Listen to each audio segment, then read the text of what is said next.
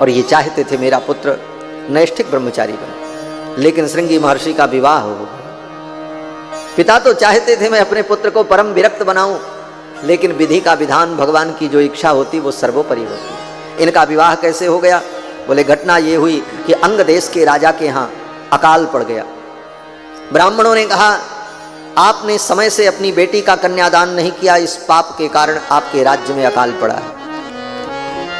कन्या रजस्वला हो उसके पहले ही कन्या का दान कर देना चाहिए, वही कन्यादान शुद्ध कन्यादान माना जाता है। बाकी तो स्त्री का दान होता, कन्यादान होता ही नहीं। कन्या तो वही है, रजस्वला से पूर्व जो कन्या है उसी का नाम गौरी है और उसी के दान का पुण्य होता।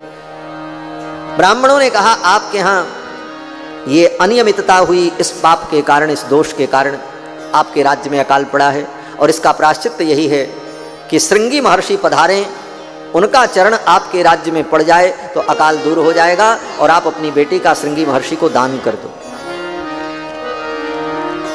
महाराज अंग ने कहा, महाराज रोमपाद ने कहा कि श्रृंगी महर्षि के पिता तो अपने पुत्र को नैष्ठिक ब्रह्मचारी बनाना चाहते हैं, वो विवाह के लिए राजी ही नहीं होंगे। ब्राह्मणों ने कहा दूसरा कोई विकल्प ही नहीं, किसी भी प्रकार से उन्हीं को लाया जाए और उन्हीं के आने पर यह अकाल दूर होगा और उनको आप अपनी बेटी शांता का कन्यादान करो। महाराज रोमपाद ने कहा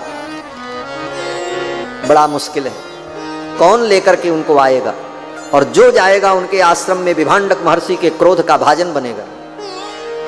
कोई तैयार नहीं है। तो नगर की जो गणिकाएं थीं, उन गणिकाओं ने कहा नर्तकियों ने कि महाराज ये काम आप मुझे दे दो, हम सब जाएंगी और जाकर के किसी भी प्रकार से छल बल से श्रृंगी महर्षि को लेकर के आएंगे।